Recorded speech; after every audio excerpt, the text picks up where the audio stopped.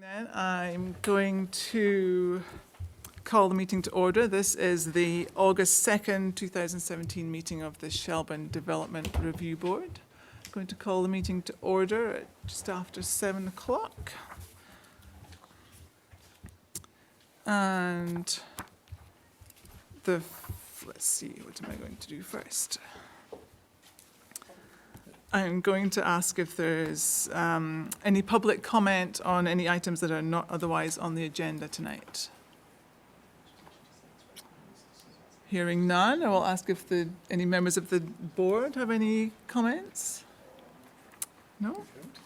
So then we will move on to the first item on our agenda, which is approval of the minutes from the July 19th, 2017 meeting. Does anybody have any comments or changes?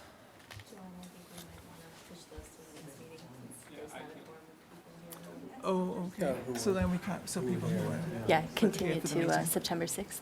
Okay, so then we will have to continue the approval of those minutes to the meeting of September 6th. All right. I'll second that motion to continue. I'm sorry. Thank you. I can't just do it unilaterally. And we're a little early. I guess I made the motion, yes. And I think Norm seconded. Pardon? Yeah. Pardon? I can't. Call the vote. Okay. Having had the motion seconded, all those in favour say aye. Is that Aye. Aye. Any, what do I say, any nays? All right, well, the next item on our agenda is application CU 17-10, but we are running quite early. I'm ready. You're ready. Then I will say this is a conditional use application by Classic Home Vermont on behalf of Scott Course for the expansion and significant revision of architectural elements, specifically roof massing of a non-conforming structure.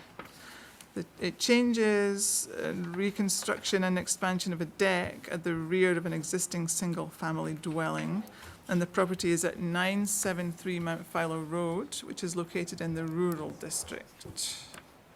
So is there anybody here to talk to that application? Yes, I'm Maura Wigmans, representing Classic Home on behalf of Scott Course. Okay. So I have I have to Yeah. have you raise your right hand. And do you swear or affirm that the evidence that you're going to give in the cause under consideration shall be the whole truth and nothing but the truth under the pains and penalties of perjury? Yes. Thank you. Then. I did bring a few sets of drawings. You may also have copies, and I have some printed out. Hand a few of those out. Right. I think it's a relatively straightforward application. I have one photo here showing the existing conditions.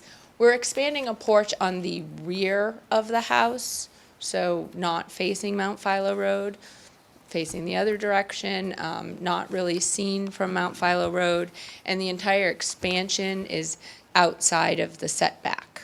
So while the house is in the setback, almost, I'd say 2/3 to 3/4 of the house is within the setback, this being Mount Philo Road, this being the existing house, and you can see the dash line of the 75-foot setback. The entire existing porch and the entire new porch is outside of the setback.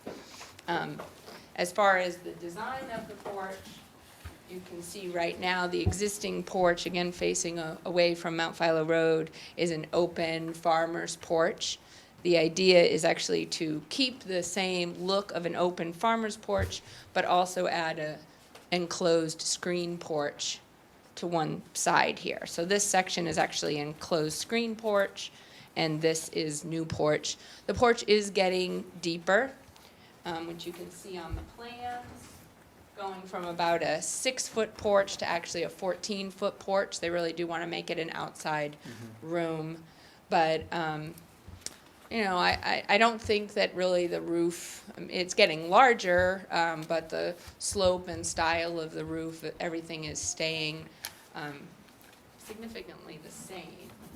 So, as you can see, you know, the same pitch over the entry, the idea of columns, kind of open. They are gonna add a railing around the entire porch, and again, they're adding a screened area. I feel like it's very much in keeping with sort of the historic house, which is, probably dates back to about 1905. And just sort of, I think, on the edge of being in the rural district, or pretty close to being in the edge of the rural district. So, happy to answer any questions about the design. But again, I hope this is pretty straightforward. Does anybody have any questions? It is. It's hard to tell from the picture on the first page, but is this porch, I mean, it seems like this porch really, looking at the trees and vegetation, is probably only visible from the road or neighbors from the south side? Maybe a little Okay. bit from the All right. south side. And Okay. I know that Scott has diligently spoken to all of the neighbors and made them aware of this. And, you know, he's still well within allowable footprint and Right. everything, even with the expansion. All right. Okay. Caitlin, did you have anything? No. Okay. Because Taking place outside of the setback, or inside the setback, I should say? Yeah, so we actually, it's interesting, we applied for the first permit for this project back last fall to do clapboard replacement and window replacement. They're doing a Marvin historic window replacement, replacing with hardy siding. They're also doing some insulation upgrades. So we applied for the, let's see, north and west sides of the house, I believe, last fall, which just went through normal approval process. And then also applied for, well, I guess this application was part of the south and east renovations, and that's what triggered the conditional use, because just the change of the porch and making it larger triggered conditional use. But all the other changes that are happening to the house are just replacement in kind to match existing. okay. And is when you're making it extend further and increasing the size of the porch, I guess that to the 14 feet, are you keeping the eave line the same, and then it's just growing? Yeah, it's getting a Higher little into bit the- higher. The pitch is getting a little bit lower. It's a standing seam roof on the pitch, so I think we're down to maybe a 212 pitch or something, because he does have windows on the back of the house, which we're keeping, and so there was only so high we could go on the back of the house. So the windows got a little bit smaller on the back here. These are both in bathrooms, so we made the windows a little bit smaller and brought the roof up a little bit higher.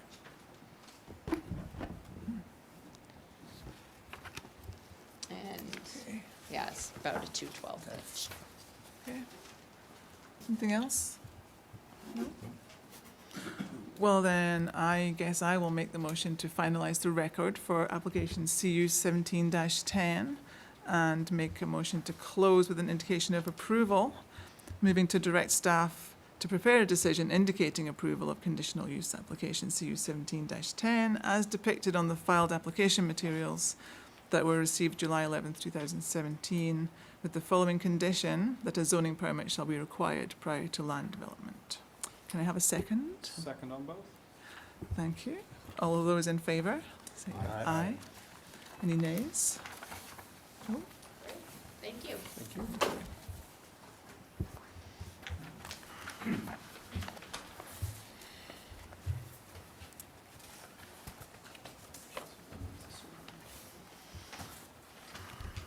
We're still waiting, or is it safe to go on?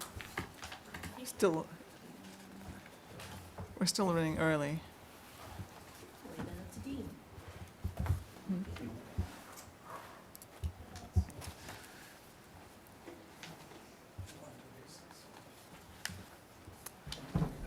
So if you're worried about starting ahead of, Yeah. I mean, we're about, well, 8 minutes in advance. Does anybody know whether we're still waiting for anybody's to arrive for? everybody's here. Okay. Well, then I will move on to the next item on the agenda, which is application A 17-9 which is an appeal on behalf of Jeff Halverson of the Assistant Zoning Enforcement Officer's denial of an application for a building zoning permit at 422 Land's End Lane. The property is located in the Rural Zoning District, the Lakeshore Overlay District, and the Floodplain and Watercourse Overlay District. So this hearing will be conducted on the record pursuant to 24 VSA 4471B. So before we do anything else, I should ask whether any of the DRB members here have any conflict of interest. No. And whether anybody has had any ex parte communications in relation to this application? Nope. Okay. So, I should find my notes on this. Okay. So, let's see, I should give some notes on the DRB procedure, given that this is a contested hearing and evidence will be given. That the DRB rules in terms of evidence do allow for the consideration of pre-filed testimony. The rules that govern the Development Review Board, the rules of evidence, are the same as those of the Superior Court of Vermont, except that the DRB does reserve the right to accept additional evidence. And that's in situations where generally there are indicia of reliability and that we can't obtain that evidence reasonably from another source. So testimony will be given under oath, and the record will be closed when the hearing is closed, and any decision will be given in writing. And the appellant in this matter is Jeff Halverson. Are you Mr. Halverson? Yes. And My name is Scott Jonick. I'm an attorney. Scott Jonick is representing, and we have for the town, Kate Mitchell and Brian Monahan. Okay. So is there anybody else? There's nobody else present, so I will not have to give any spiel about interested persons because there are none here, so that makes it easier. Anybody who's here has signed in, well, okay. All right, so the material that we have received so far is some pre-filed testimony and exhibits from the town. It's the testimony of Kate Mitchell, dated July 26th, 2017, with attached exhibits. And unless anybody has any objections, I think that these can be admitted to the record at this time. Is that what I have to do? Sorry, this is my... You have the authority under your rules to accept pre-filed testimony. Okay. You may Do I have want to make a give, motion, or- you may want to just acknowledge that it's okay for the pre-filed, that your intention is to accept the pre-filed testimony. I would expect there may be questions asked by Attorney Monahan of Caitlin to see if she's got any corrections or additions or things like that. Okay. My apologies that I'm working through this. It's my first time, so. All right, so this is the pre-filed testimony that I just mentioned. I guess, are there any comments or questions from the attorneys about it? Just a quick procedural thought. So Attorney Jonick and I, we've talked, and we've stipulated to the admission of the zoning administrator's exhibits, and also to the admission of appellant's exhibits. So we have no objection, and I understand they have some with them this evening, so we have no objections to that at all. Okay. And then to the extent that there's any testimony from either of the parties, I think it would make sense for the appellants to go first because they're bringing the case. And Yep. I would just like to ask a couple of questions just to authenticate our testimony after that, and then we'll leave it to you folks to make a decision. Okay, and the board appreciates that you've made it so easy. Thank you. We try. All right, so then we will turn to the appellant. Mr. Monahan is correct. We do stipulate to the admission of the exhibits A through J that were submitted to the pre-filed testimony. And I think with the agreement of Mr. Monahan, we would also submit 2 exhibits as he's indicated. I'll move those in now. The first is Exhibit 1. which is a copy of the May 3rd, 2017 effective date Town of Shelburne zoning bylaws. And the second is exhibit number 2, which is the same site plan as was submitted with our appeal letter with the addition of the 100-foot setback. So that's exhibit 2, and I do have a copy of that. Thank you. I didn't make a copy of the bylaws. Anything we're grateful.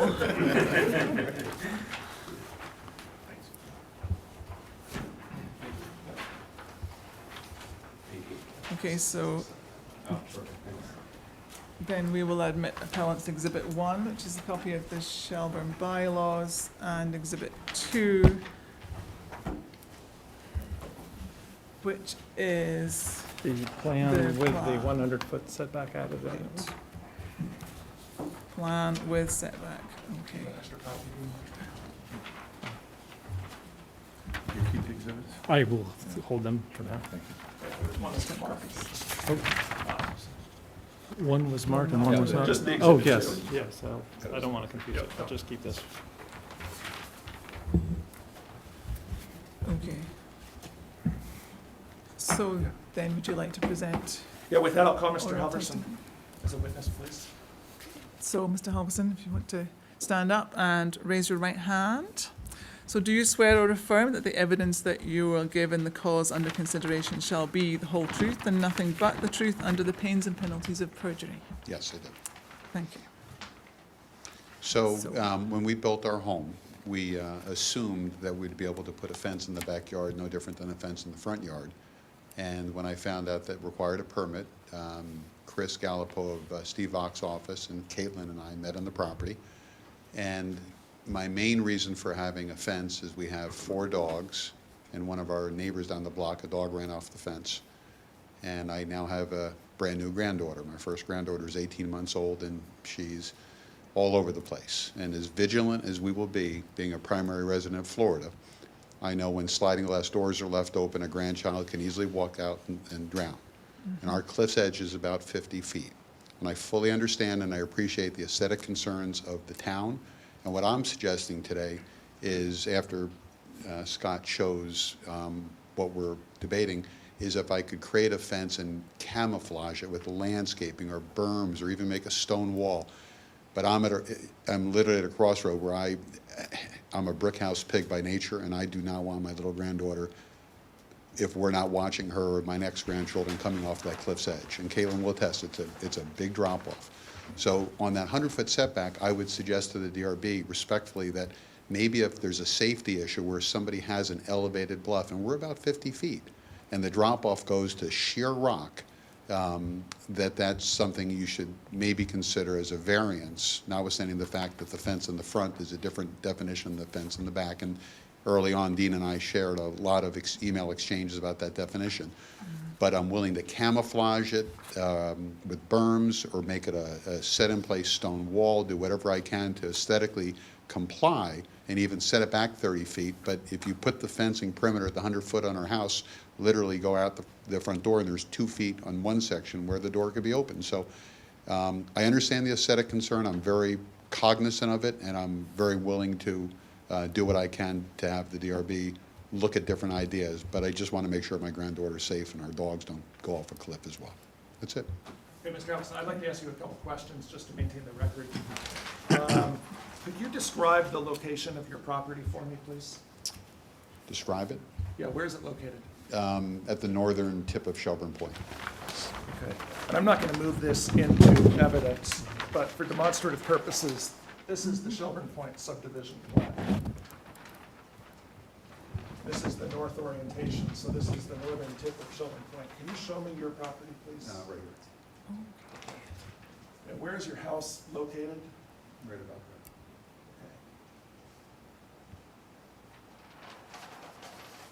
And where is the fence proposed to be located? The architects drew it up in different spots, but anywhere from right on the cliff to 20 feet or 30 feet in, just to. And we did some perspectives from boats. If it was 20 feet back and it was a 4-foot fence, not even landscaped, I don't even think you would see it, but I'm prepared to do whatever to mitigate that. But again, I understand the aesthetic concerns. You can't have 100 different fences in everyone's yard, but And you looked at options for different fences, isn't that true? Oh, sure. Yeah, we looked at a innocuous mesh fence, aluminum vertical rail black fence, all different types of fence.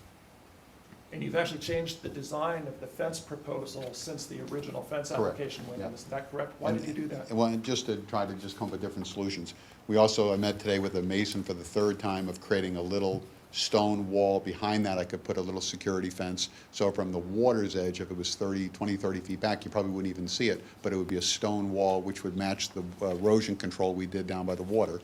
And then behind that, I can have a little fence for her. But that's my main concern. And being a Florida resident, they imposed a mandate. You cannot go in a backyard without a pool fence or get into a yard because the drownings of children was so vast. And you just can't be so vigilant to be on top of children all the time. It's a big task. So I understand the aesthetic issue. I truly, I'm a developer and I deal with DRVs a lot. I understand that the reason for it. But if you have a safety issue, I would just like to see if there's a way I can help mask the fence to provide both, protect citizens and also comply. Okay. And I guess stay there if there are any questions from the board. I have a couple. As I understand it, the fence, if erected as you've proposed, would not be visible from any public highways? Oh, no, it's in the backyard. And if I understand it, the only people who would see the fence if erected as proposed might be some boaters on the lake who might see it. I'm not even sure they would, but that would be because the elevation tapers down. Yeah. Have you run your proposal by your neighbors? There's really nobody else. Yeah, nobody would see it because I'm protruded out, but I know my neighbors. I think they actually champion the issue because two of them have the same situation, but no grandchildren. All right. Do you know if the fence, if erected as proposed, would be visible from your neighbors' properties? No, they couldn't see it. Okay. Thank you. Sure. How long have you owned the property? Probably 3 years. Okay. And when you bought it, nothing's changed in terms of the restrictions or the bylaws since you bought it, is that right? I don't know when the 100-foot setback thing, but in my mind, I always thought a fence would be a item. So I don't know when that was adopted, the 100-foot setback thing. Okay. Anybody else? Actually, I may have owned the property for more than that. We didn't build for a couple of years. Time flies. We were in Stowe for a while. Okay. So then I'll turn to the town and ask if there's, thank you. Yeah, say that. If there's any questions. I'll just ask one follow-up question, if I might, Mr. Halverson. Based on your review of the town zoning regulations, there's no consideration in there for visibility of a fence from a neighboring property, is there? I didn't read that myself. Okay, thank you. Okay. Redirect, I think unless- just yeah, one last yeah. question to Mr. Halverson. Mr. Halverson, the zoning bylaw, section 1980.6, is entitled Exceptions to Setbacks, and you are aware that subsection C recognizes that fences may be placed within yard setbacks provided that sightlines onto roads and drives remain unobstructed, correct? I didn't. Okay. Nothing So the question was whether you were aware of it? Yeah. Or, okay, Right. and he agreed, okay. Yeah, I think you can step down. Is there any other evidence? We'll want to cross-examine from Kate your- Mitchell right, I on meant her from pre-filed. your side. So I don't know if Mr. Right, Monahan right. wants to question her first. I'll just ask Then- questions just to authenticate Kate's testimony, so Okay, so you want to just swear Kate, her if in? you want to stand up and raise your right hand, please. And do you swear or affirm that the evidence you give in the cause under consideration shall be the whole truth and nothing but the truth under the pains and penalties of perjury? I do. Okay. Do I have to stand here the whole time? Can I sit? You can, I guess you can sit. Okay. the board already has an understanding of who Kate Mitchell is, and you've already seen her testimony, but I'd like to just ask her whether the pre-filed testimony that we've submitted in this matter is a true and accurate copy of your testimony in this proceeding. Okay. And do you have any corrections to make to that testimony? I do have a few minor corrections to make. If you turn to page 4.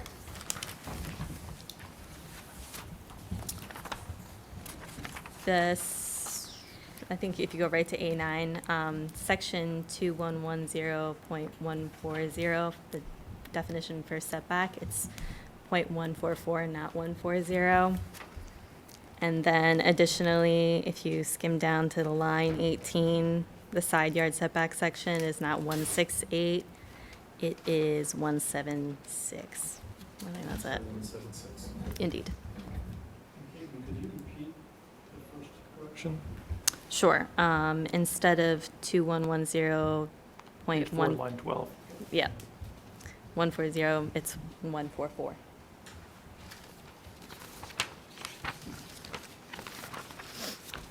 Are those all your corrections? Yes.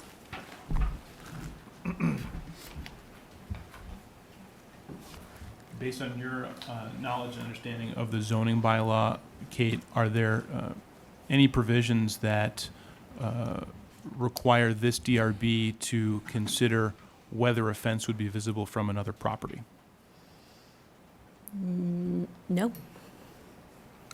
Thank you. I have no further questions. Any board members have any questions? We do board members first? Yeah. I guess I'm interested in your office's interpretation of 1980.6 subsection C. As I read that provision, it seems to suggest that fences are not considered structures, if you would, provided that the sight lines onto roads and driveways remain unobstructed. And I'm kind of reacting to your counsel's question. Within that provision, how do you interpret the sight lines aspect of the ordinance? I don't think that really goes to whether or not somebody can see it from their property. It's more being unobstructed from the road and pulling out of a driveway and things like that is what I would interpret it as. Now, in this case, do you have a question as to whether or not the fence, if erected as proposed, would be a sight line obstruction? I don't think that's really my main point or issue with the application at all, really. And I guess to speak to what you said about fences not being considered structures, I don't think 1980.6 is saying that it's not considered a structure anymore. It's just a structure that happens to have an exception to a yard setback. Right. And you're right. It basically says, while we consider fences structures for other portions of the ordinance, when it comes to setback requirements, we don't consider fences to be a structure. Is that a fair interpretation of that provision?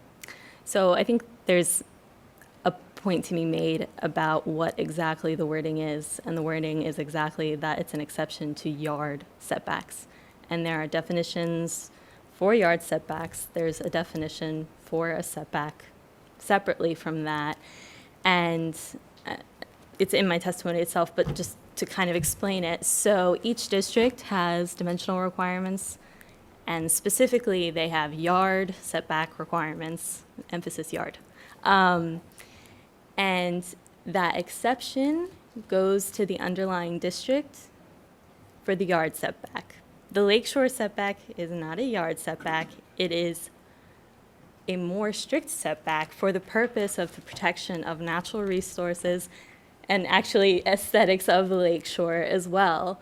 But it's separate from a yard setback specifically, just like if you went to the floodplain overlay district, that's a separate setback. It's separate in terms of its length, if you would, its duration, its size. Is it separate in any other way? I'm not sure I understand the question. Well, when you talk about the distinction between yard setbacks or lakeshore setbacks or rural setbacks, are we primarily talking about the distance from the public highway or the right-of-way to where the structure is to be erected? Right, the yard setback is from a property line or a Correct. right-of-way. Right. The 100-foot setback is specifically for the lakeshore measured from the 102 elevation, so it's not specifically from a property line, so that can also be a distinguishing factor in it. So just sort of playing off of that, so what's behind how that distance is set in the Lakeshore District has to do, is really dictated by a concern for sort of ecology, erosion, that kind of thing. Yeah, It- so it's one of a few sections that goes kind of above and beyond our bylaws. So we don't really have restrictions on tree cutting, but if you're in the lakeshore, there are restrictions on tree Right. cutting because it's a more sensitive natural area and aesthetically something the town wants to take into consideration. Kate, are there any reasons why the Lakeshore Overlay District wouldn't apply here? No, and the subdivision approval that formed this lot specifically talks about the lakeshore setback, that, it still needs to be considered. This isn't a waiver of that setback. There are exceptions to the building envelope, yes, but, the rules of the setback still apply. So I guess going back to my first question, so would there be, any instance, where, you had something, a structure, I guess technically, fence, that would protect some of the things that, the distance from the 102, elevation point is trying to protect, sort of ecology, topography, aesthetics, that kind of thing? Would you see, could you see, an instance where someone did something within that area that respected some of those things, that setback is trying to protect? Sure, yeah, and there's an allowance Yeah. for specific structures that can be within that setback. I think a lakeside deck under a certain square footage is allowed, docks, stairways to allow for access to the lake, and I guess an appreciation of it. So, but it's specific, and there's no language that leads you to believe that you should consider and the like. Right. And those things are generally handled on a case-by-case basis when those things arise. So someone, who lives on the point wants to put a new dock or, put a deck on, those are considered case-by-case? Yes. Okay. So, I guess I'm going to ask about, so the lakeshore, the overlay, I suppose I'm interested in understanding how that interplays with the underlying rules. So, is it considered to be more restrictive than your general rural district? Is it always, how does it interact almost? Maybe it's repeating the questions, but.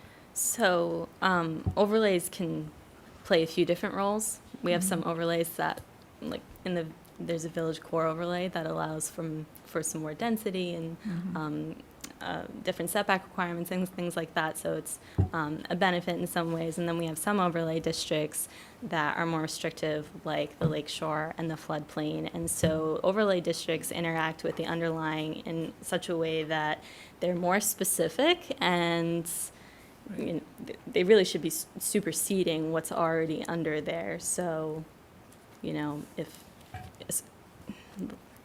let's say normally you can have a barn somewhere, but because it's in a specific overlay district, there's a specific restriction on barns, so it wouldn't be allowed. Yeah. That's a horrible example, but Get the idea. Yeah. Excuse me for seeming really obtuse, but is the fence that's proposed going to be constructed on the applicant's yard? yes. And then why are we not talking about yard setbacks? Right, so there are yard setbacks, which would be pretty extensive here as well because of the size of the property and because of the district that it's in. But we're talking about this because they're going with the idea that this 1980.6 allows for the fence and the yard setback, but my point is the yard setbacks aren't the setbacks that are prevailing here. It's the lakeshore setback.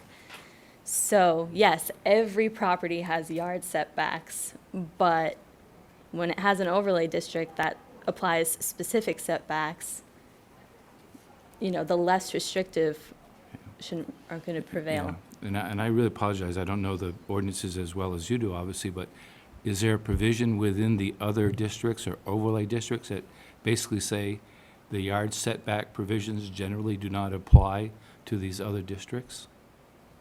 So another example, I guess, I think that's maybe what the question is like. So floodplain and watercourse overlay district. So there's a 15-foot side yard setback in the residential district. If you're in a floodplain, you know, even if you're meeting that side yard setback requirement, if the floodplain overlay is going over there, you also have to abide by those floodplain setbacks. So there's an additional buffer, there are additional setbacks to observe. So there are other instances in the bylaws where these yard setbacks, while they have to be observed, if there's something more restrictive to be observed over it, specifically on that property, those have to be taken into consideration. And my read of it is it's the more restrictive specific overlay, and so that setback should dictate.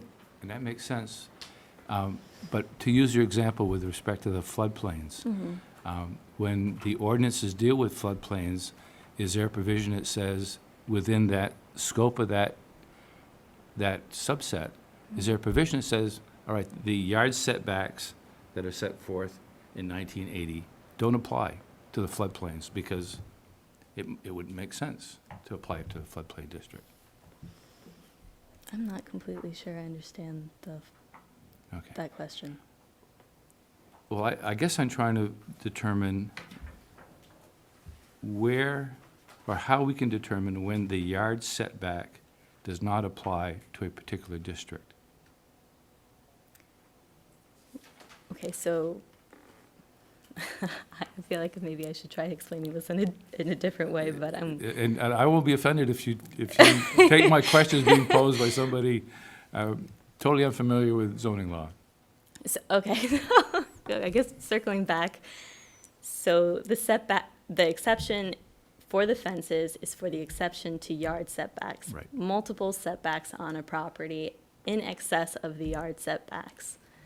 So you wouldn't ignore the 100-foot setback just because one setback was already met. Right. I guess that's No. my only... Okay. No, I'm with you so far. Okay. Can I More. interpose an objection? We're talking about yard setbacks. There is no definition of yard setback. Isn't that correct? There is a definition of side yard, rear yard, and front yard setbacks, so specifically each yard has a definition. But there is no definition of yard setback. No, there's not.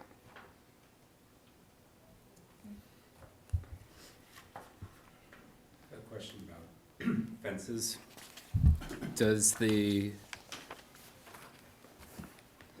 Is there a distinction between a permanent fence and a temporary fence?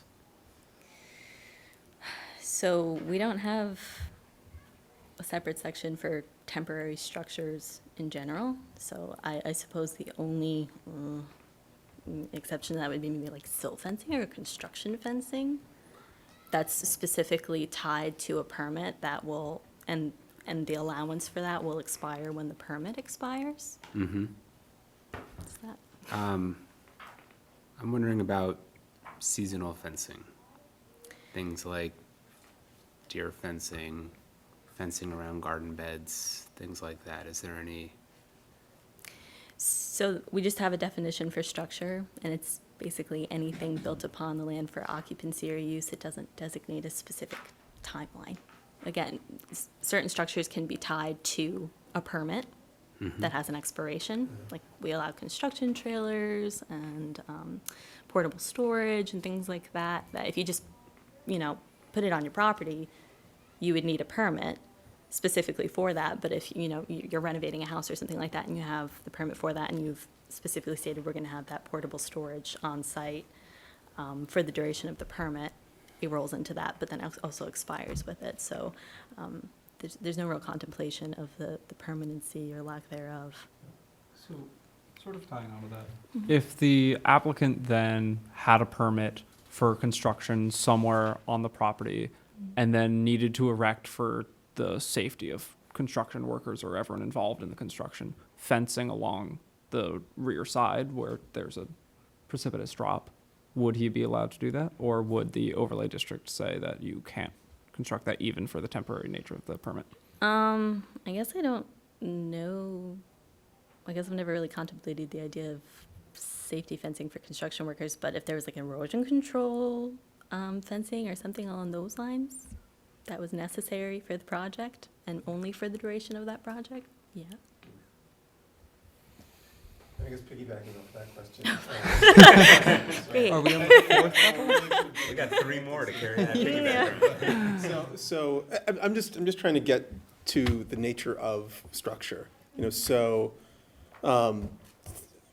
structure has nothing to do with digging or foundation or excavation. So, I mean, something built on the ground, you know, say, you know, a stone wall or something like that would be viewed the same way in the setback as, you know, excavating pylons for, you know, fence posts within that setback, that lakeshore setback.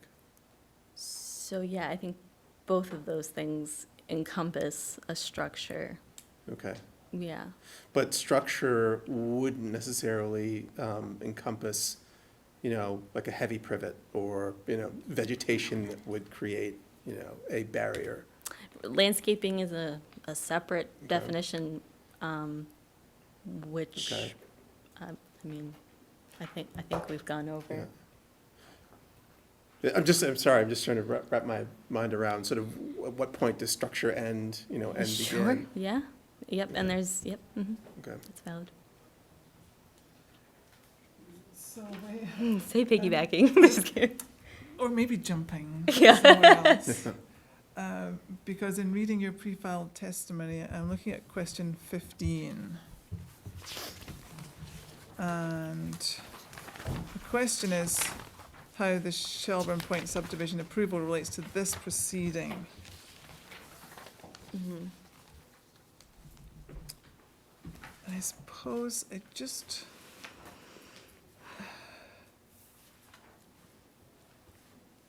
I don't know what my question is really, but maybe I would be interested to know, I suppose, maybe you could just go through this again, because I know that the subdivision approval was raised, but I can't remember where exactly. I wonder whether it would be important for us to just know. Okay. Yep, so there was a subdivision approval, which resulted in this lot and a few others. Each of them had building envelopes. Is that that's buildable area? That's not the same? Is that a building envelope? Yeah. Okay. So you have a building envelope, and that's where all your structures can go. There happened to be a little caveat in this that said you can have other structures outside of that buildable envelope, but, Right. okay, so there is an allowance to go outside the building envelope, but it goes on to say the lakeshore setback will still be observed. And I also guess I want to circle back around to the structures in the lakeshore. I mean, I just want to make another point that there are structures allowed in the setback. They're specific and listed. If fences were contemplated, they would have been in there.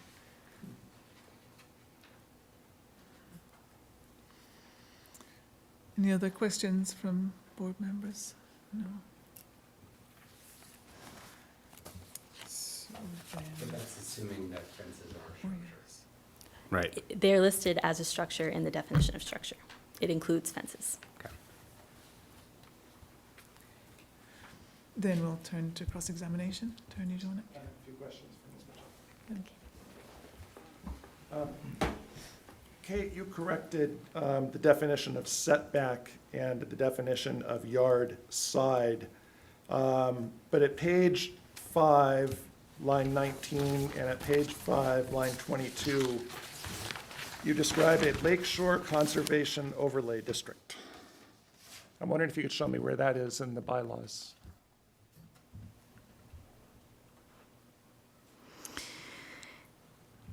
Just a mistake, because Lakeshore Overlay District is said a great many a times on that page without saying Lakeshore Conservation Overlay District, so Okay, just to maintain a clear record, there is a separate conservation district, there which is is. described at Article 13 of the bylaws, but we're not in that, correct? I believe you that that is the right section, and yes, there is a separate conservation district. Okay. So we should just be taking it as conservation. Right, it's just Lakeshore Overlay District. And there's been some discussion tonight about the purpose for the Lakeshore Overlay District.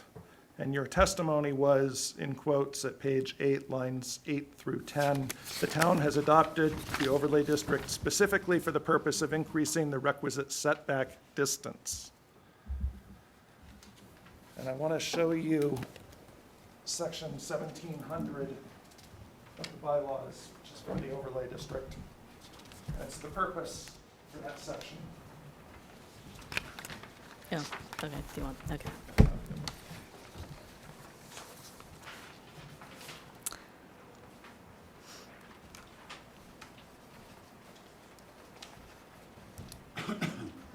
And my question with respect to section 1700 is, how many purposes for the overlay district are there? What's one? Objection on the Okay. basis of relevance. Okay. Well, my question is, under 1700, it says, "The purpose of this district is to preserve vegetation and natural cover of the shore adjacent to Lake Champlain in order to preserve views both from and of the lake." So the purpose is to preserve vegetation and natural cover, correct?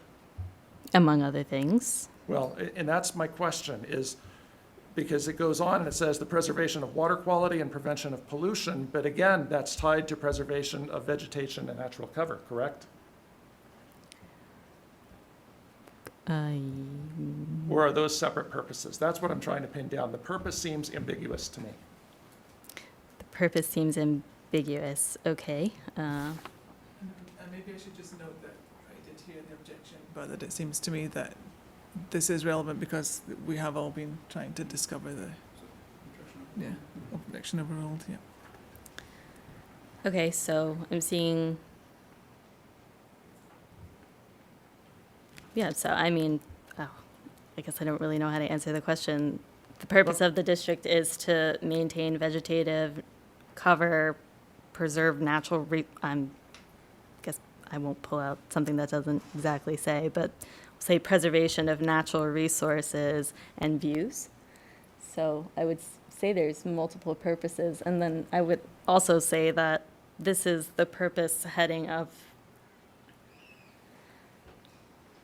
the lakeshore, and there's other sections within the lakeshore that go on to define other things that it seeks to protect. I understand, but section 1700 says the purpose of the district is to preserve vegetation and natural cover, which itself fulfills several functions which are further identified. But isn't it true that the fence as proposed does not disturb any vegetation or natural cover? I don't think I would certainly not go so far as to say that the fence is in direct violation of, not going towards not preserving natural cover, but it is in direct violation of the setback that is specifically stated in the district. I understand that argument, but I'm just talking about the purpose. Does the fence violate the purpose of the district? I suppose not. Okay, thank you. Do you have any evidence that suggests the fence will impact water quality or result in pollution?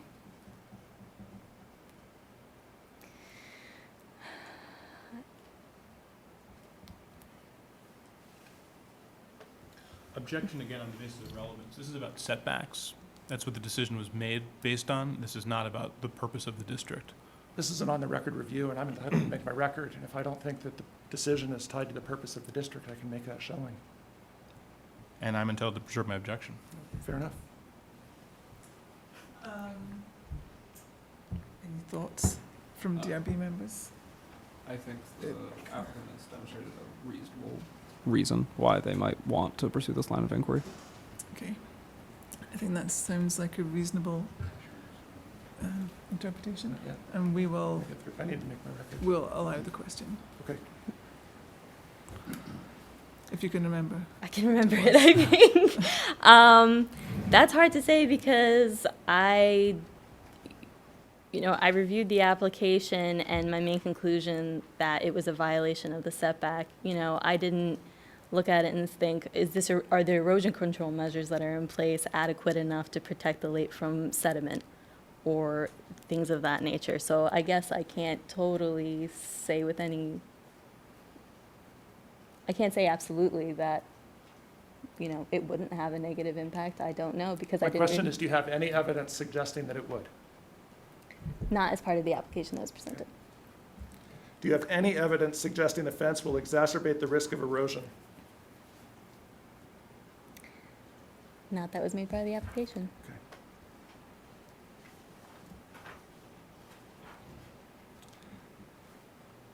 At page 5, lines 8 through 18, and at page 5, lines 13 through 15, you indicate that applicant's contention that the fence exception for yard setbacks would, in your quotation, this exemption would render the Lakeshore Overlay District null and would allow Mr. Halverson to place a fence within the required rural district setbacks.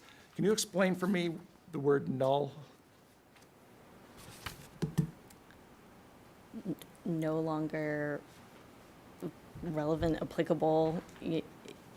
It would be saying that just because something is not blatantly visible or is minor in nature can be there even though it's considered a structure. So you'd be saying that the Lakeshore Overlay District would allow for structures in there. Because in my mind, my reading of the bylaws is that this isn't a yard setback, it's a setback for the Lakeshore Overlay. And so this 1980.6 is not even really applicable because it's not an exception to the Lakeshore Overlay. So if you allow a fence there, you're saying structures are allowed within the Lakeshore Overlay because they're minor. Or they're not visible from the lake. But recognizing an exception doesn't defeat the distance requirement of the setback, isn't that correct? I didn't understand what he was saying exactly. Our argument is that 1980.6 provides an exception within setbacks, within yard setbacks. Mm-hmm. And we don't believe that that exception nullifies the Lakeshore Overlay District. Would you agree? No, I wouldn't. Does the presence of a dock or lakeside stairs nullify the district? They're permissible within the district specifically. But they don't nullify the effect of the district, correct? A fence is not a structure that's laid out within the district as something that is allowed within the 100-foot setback. That's where we disagree. So and your argument is, if the exception applies, it would render it a nullity. So I think we're kind of moving into arguing with the witness, but we can move on.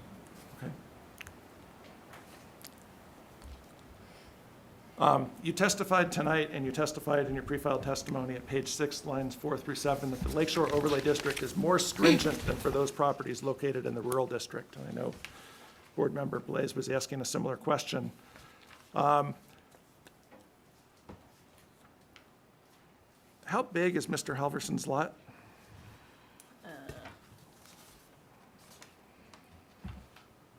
10 acres or so?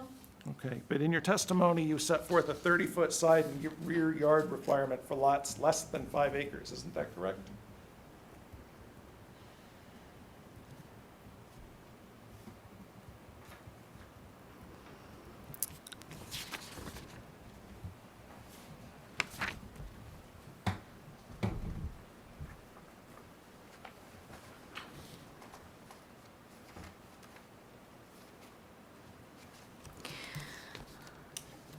So it wasn't specifically for his property. It was one of the dimensional requirements of the rural district. Yes, lots more than 5 acres, you take 10% of the lot frontage, and yeah, there are separate setbacks for the size of your property.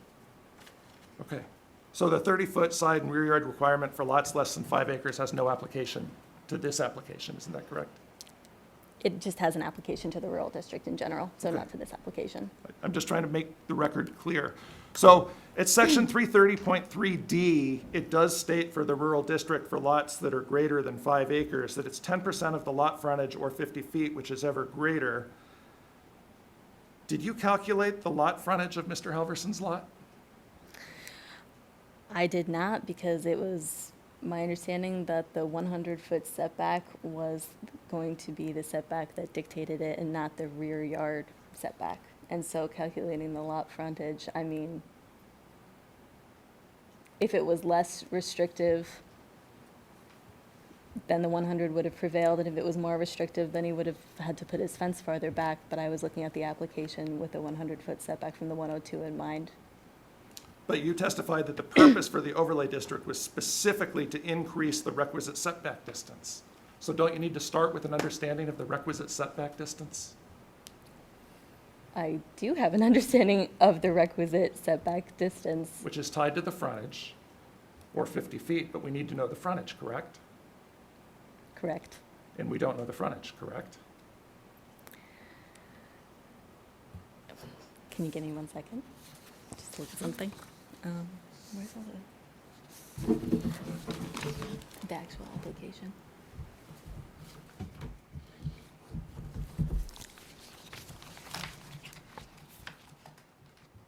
Maybe I have it. Could you repeat the formula that you described there for the lot frontage as a setback? Yes, it's section 330.3D of the ordinance. And it's a formula for the side and rear yard setback for lots greater than 5 acres. And in quotations, it's 10% of the lot frontage or 50 feet, whichever is greater.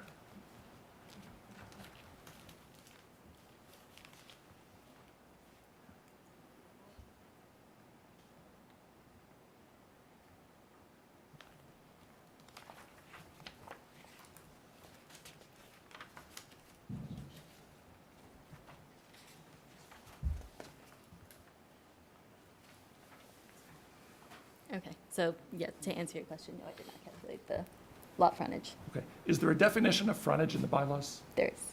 Where is that?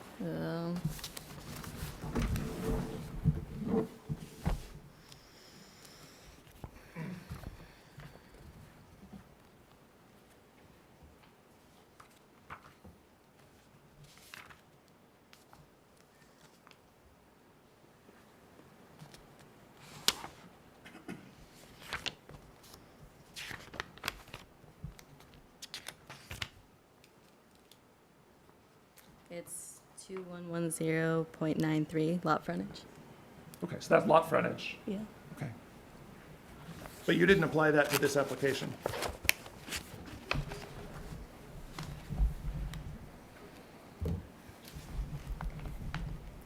Whether or not the lot frontage was met? Your testimony was, if I'm correct, that you did not make any calculation of the lot frontage in this case. Is that correct? I didn't do the 10% lot frontage calculation for the rear Okay. yard setback. Just one last question. One topic I'd like to explore. At page 7, 19 to 22, lines 19 to 22, you acknowledge Mr. Halverson's desire to keep his family safe, but you testify, in quotations, "I expect there are ways to install a fence or other protective device to ensure family members' safety that would not violate the Shelburne zoning bylaws." And I'm wondering what your expectation includes. I'll object on the basis that it's not the ZA's job to speculate what the applicant could put on the site. This is her testimony. So I said, I suspect there are other ways. Let's let- Oh, sorry. please. Yeah, the question is, her testimony is, "I expect there are ways to install a fence or other protective device to ensure family members' safety that would not violate the Shelburne zoning bylaws." And I'm asking, what is the basis for your expectation? and I'll just reiterate the objection that she can have an expectation, but she has no obligation in administering the zoning bylaws to speculate as to what's possible. That's up to the applicant to present that to her and then subsequently to this board on appeal. But I'm entitled to know the basis of her testimony. I'm going to uphold the objection because I think that, yes, it's just, sounds more like an opinion, and it's her interpretation of the reasoning is not something to question her about. Did you discuss Makes sense. alternatives with Mr. Halverson? We did. What alternatives did you discuss with Mr. Halverson? Mostly landscaping. Heavy landscaping as an alternative.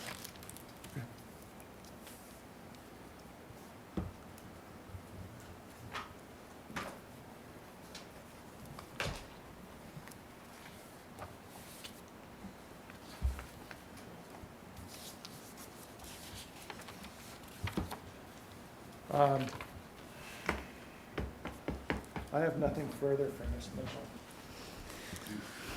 Yeah, I Any- would like to call Mr. Halverson.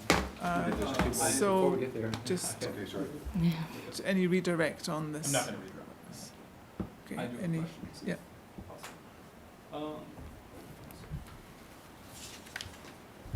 Are there any reasons, whenever you go and apply the bylaws, do you look at the purpose before deciding whether or not that bylaw should be applied?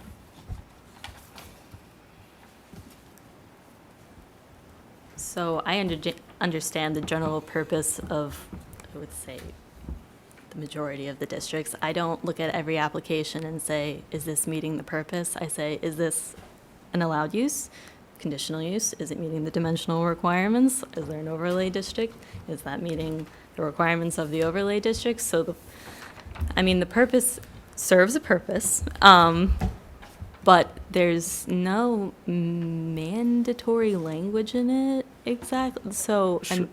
So, for example, if you had something that came up where you would be directly to uphold the literal language of the bylaws, you would necessarily contradict the purpose of, like, what we see in 1700.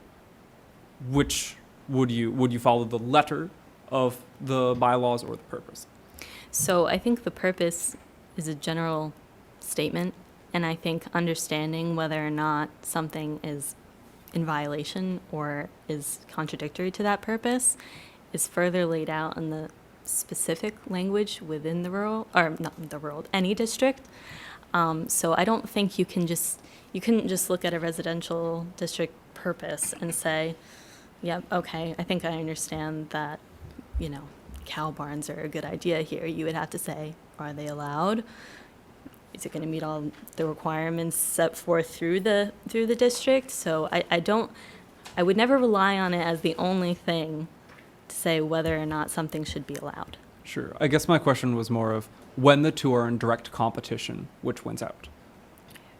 The language of the literal bylaws versus the purpose. I have to state that I don't think they're ever adverse purposes. I mean, the purpose is there, and then laid out underneath it is measures to make sure that purpose is met. So I guess I don't think I, thankfully, have ever come across something that's... And I understand it's very improbable. Okay. But I'm saying, given a circumstance where the letter of the bylaw says, no fence shall be constructed here, but if a fence were constructed, maybe it would help preserve or prevent pollution. Okay, so I think I'm understanding the question. So, the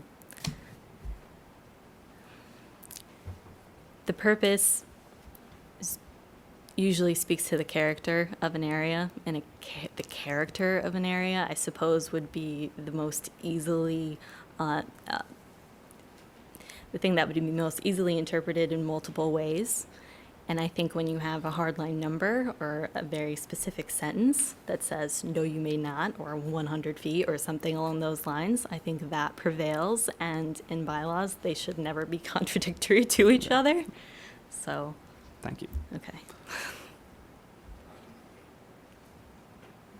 Redirect. Actually, a couple more questions. And again, Caitlin, I so much defer to your understanding and knowledge of the ordinances that I say this somewhat apologetically. Do you agree with counsel for the applicant that the term yard setback is not defined anywhere in our ordinance? General yard setback is not No, defined. the term of art, or has become a term of art for this case, the term yard setbacks, is that defined anywhere in our ordinance? No.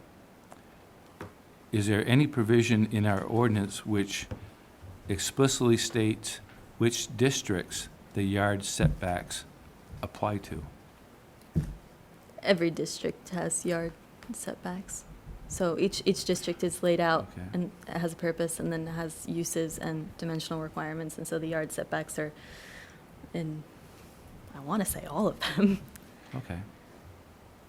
And so I guess. So if yard setbacks apply in every district, including the one in which this application applies, doesn't this statute, does the ordinance say fences may be placed within yard setbacks, provided that sight lines are not impaired?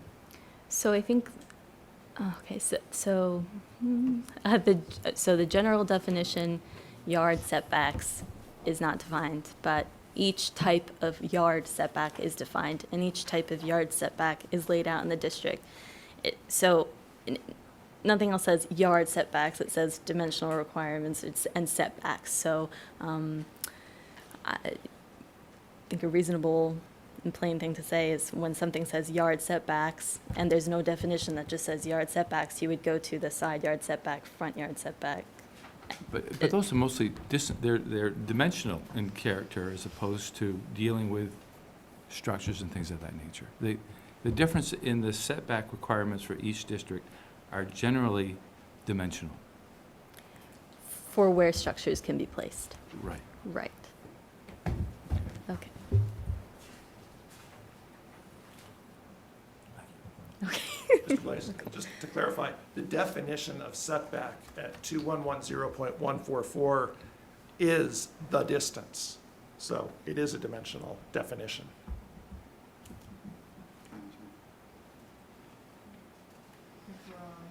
Further cross. I- No more cross. I'd like to call Mr. Halverson as a rebuttal to talk about alternatives, which we just finished with. Okay, so I think he's allowed to do that. What we did is come up with something that helps prevent erosion and totally conceals the fence. By regrading the yard and protecting the children, the pets. Thanks.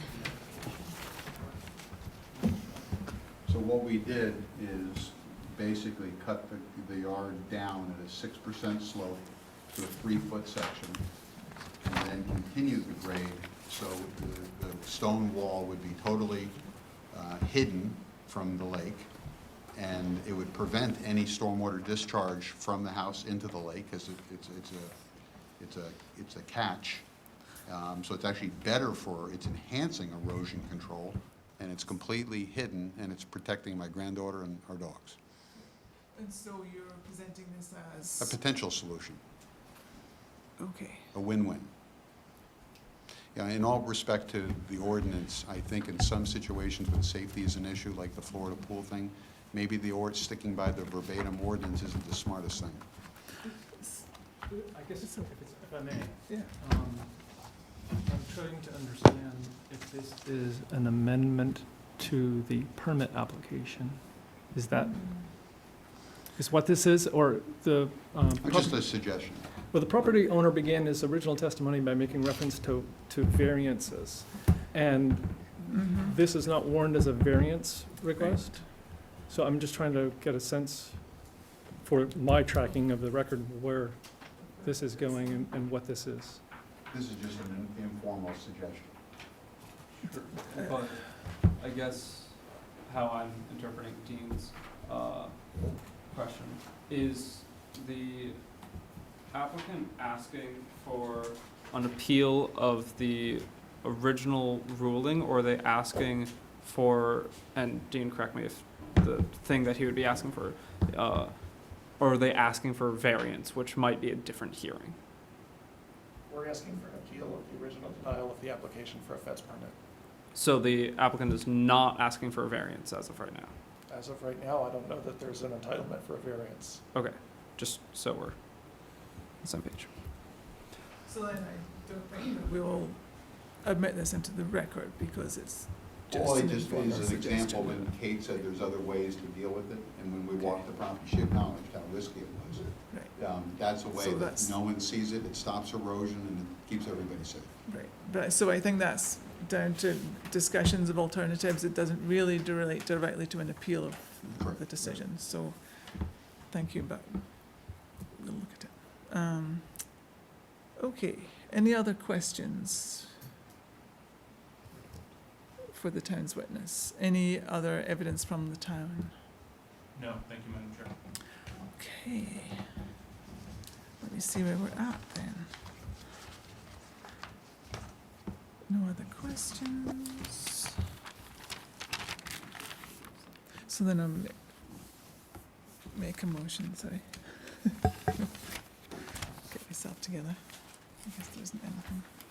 So then I shall make a motion to close the proceedings, having stated that this is the final public hearing on the matter, and that a written decision will be issued by the board as required by statute, which is no more than 45 days.